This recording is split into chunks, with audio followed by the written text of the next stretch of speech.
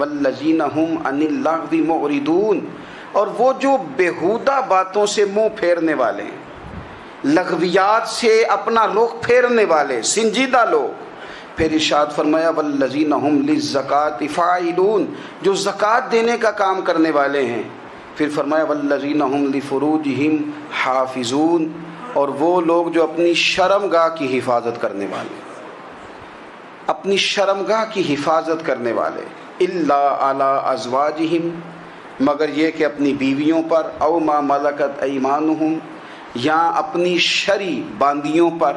اس زمانے میں جو لونڈی خریدی جاتی تھی اس سے بھی وطی کرنا جائز تھا، اگرچہ اب لونڈیاں موجود نہیں ہیں تو یہ فعل بھی موجود نہیں، سوائے اپنی بیویوں پر یا شرعی باندیوں پر۔